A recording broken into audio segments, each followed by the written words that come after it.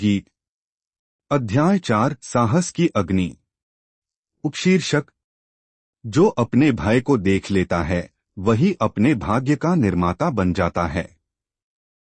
यदि आपने मौन को सुन लिया, यदि आपने अपने भीतर के साक्षी को पहचान लिया, यदि आपके हृदय में करुणा का कमल खिल चुका है, तो अब समय है उस अग्नि के सामने खड़े होने का जिससे हर मनुष्य जीवन भर भागता रहता है। उस अग्नि का नाम है भय। भय असफलता का, भय खोने का, भय अकेले रह जाने का, भय मृत्यु का। आज की यात्रा किसी बाहरी युद्ध की नहीं, आज का युद्ध भीतर होगा। अपनी आंखें बंद कीजिए, एक गहरी सांस लीजिए और कल्पना कीजिए कि आप हिमालय की सबसे ऊंची चोटी पर खड़े हैं। आपके सामने अग्नि का एक विशाल द्वार है। उस द्वार के पार आपका नया जन्म आपका इंतजार कर रहा है। स्वागत है। सुगंध गीत। मुख्य कथा रात असाधारण रूप से शांत थी। हिमालय की बर्फीली चोटियां चांदनी में नीले प्रकाश की तरह चमक रही थीं। युवा शिष्य ने मौन को जाना, साक्षी को पहचाना, करुणा को जिया।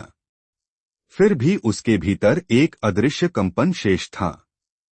गुरु ने बिना कुछ कहे उसे एक संकरे पर्वतीय मार्ग पर चलने का संकेत दिया।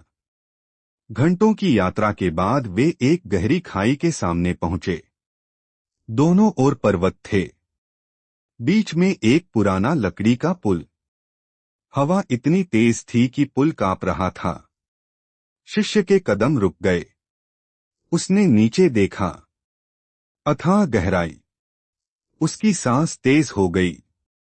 हथेलियां पसीने से भीग गईं।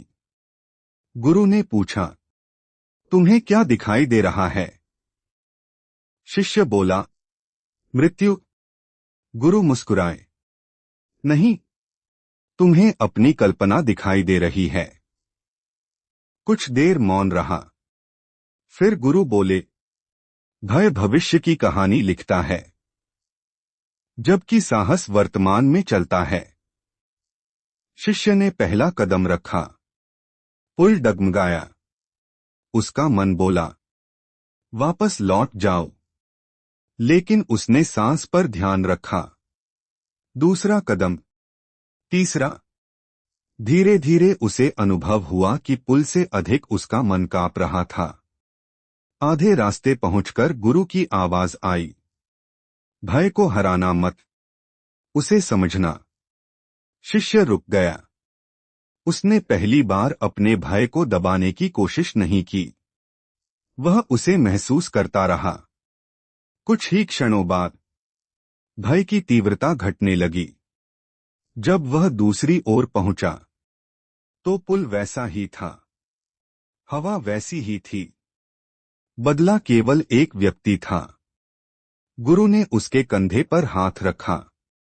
आज तुमने पुल नहीं पार किया, तुमने अपने पुराने स्वरूप को पार किया है। साहस का अर्थ भय का न होना नहीं, साहस का अर्थ है भय के साथ भी सही दिशा में चलना। उसी क्षण पूर्व दिशा में सूर्य उगने लगा। पहाड़ों पर सुनहरी रोशनी फैल गई। शिष्य ने आंखें बंद की। उसे लगा, उसके भीतर भी एक अग्नि जल उठी है। यह अग्नि क्रोध की नहीं थी, यह जागरण की अग्नि थी। उस दिन से जीवन में चुनौतियां आती रहीं, लेकिन अब वह भागता नहीं था। वह रुकता, सांस लेता, देखता और आगे बढ़ जाता। यही साहस था, यही योद्धा का जन्म था। निष्कर्ष, भय आपका शत्रु नहीं है, वह केवल एक द्वार है। उस द्वार से जो लौट जाता है वह वही बना रहता है। जो उस द्वार से गुजर जाता है वह स्वयं को नए रूप में जन्म देता है। सच्चा साहस तलवार उठाने में नहीं, सत्य के साथ खड़े रहने में है। ध्यान अभ्यास। आज का अभ्यास, भय को देखो। 10 मिनट शांत बैठिए। अपने सबसे बड़े भय को याद कीजिए। उससे भागिए मत, केवल अपनी सांसों को देखते हुए उसे महसूस कीजिए। अंत में स्वयं से कहिए, मैं भय नहीं हूं, मैं वह चेतना हूं जो भय को देख रही है। सूक्ति। जिस दिन भय आपका शिक्षक बन जाता है, उसी दिन साहस आपका स्वभाव बन जाता है। बुरो हिमाचल।